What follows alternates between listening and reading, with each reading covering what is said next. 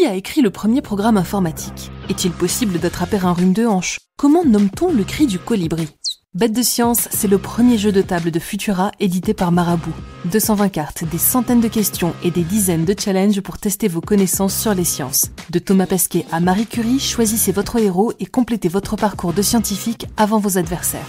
Conquête spatiale, règne animal, réalité virtuelle, biologie, écologie, astronomie. Testez vos connaissances avec Bête de science à deux ou en équipe et devenez incollable sur tous les sujets qui font la science d'hier, d'aujourd'hui et de demain. Retrouvez Bête de science dans les liens en description.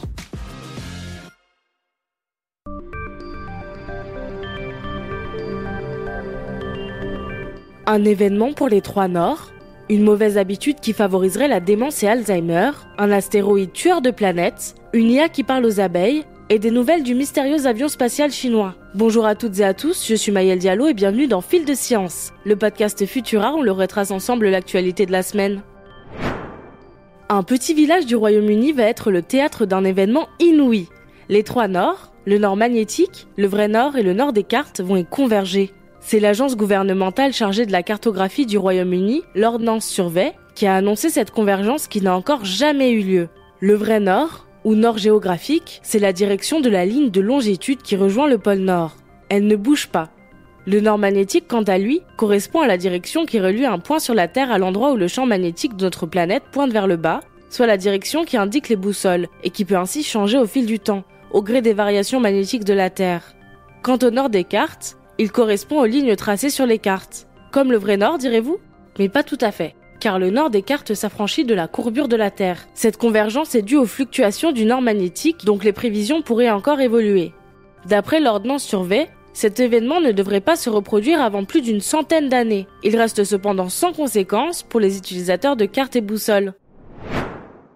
Ça paraît tiré par les cheveux et pourtant, des scientifiques de l'université de Brisbane en Australie affirment que se fouiller le nez pourrait avoir des conséquences neurologiques et ainsi favoriser la démence et la maladie d'Alzheimer. La faute à une bactérie, Chlamydia pneumoniae. Via des expériences sur des rongeurs, les chercheurs ont observé que la bactérie atteint le cerveau des rongeurs par l'intermédiaire des nerfs trijumeaux et olfactifs, 72 heures après leur infection. Plus tard, entre 2 et 28 jours, des signes de dérégulation génétique déjà observés dans la maladie d'Alzheimer apparaissent. Mais quel rapport avec le fait de se fouiller le nez? Eh bien cela peut endommager les parois nasales et ainsi permettre à des bactéries de s'y installer, bactéries qui peuvent remonter au cerveau. Néanmoins, cette théorie est à prendre avec des pincettes, les preuves scientifiques restent légères.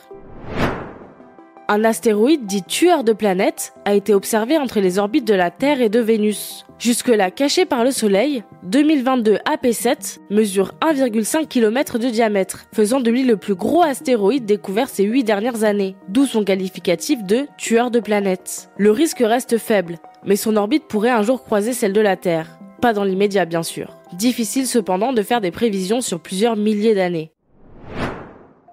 Les intelligences artificielles nous surprennent toujours plus. Cette fois-ci, on s'intéresse au langage des insectes, des abeilles plus précisément. Une IA allemande, Robobi, en développement depuis 2018, sait désormais imiter la danse frétillante des abeilles qui leur permet de communiquer entre elles. Les abeilles d'une ruche ont ainsi écouté et exécuté les instructions de Robobi.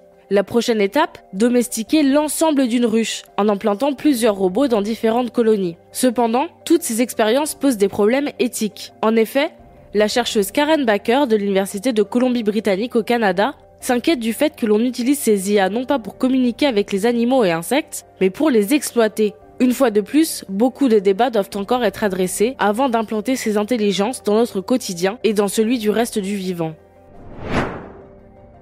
Le 4 août dernier, la Chine lançait un mystérieux avion spatial en orbite. Sans plus d'informations, il s'agirait du deuxième vol d'un véhicule lancé en 2020. Celui-ci devrait revenir sur Terre très prochainement, mais, le 31 octobre dernier, il aurait éjecté un objet qui pourrait être son module de service ou un petit satellite. La Chine, qui ne communique pas sur ses missions spatiales, n'a pas confirmé la nature de l'objet éjecté. L'hypothèse selon laquelle il s'agirait d'un petit satellite fait écho à la première mission de cet avion, en 2020, qui en avait libéré un avant son retour sur Terre. Mais l'objet pourrait également être un test de déploiement de petites charges utiles en orbite, ou bien le module de service de l'avion spatial qui annoncerait son retour imminent sur Terre. Pour plus d'informations et d'images de cette mission spatiale, rendez-vous sur Futura.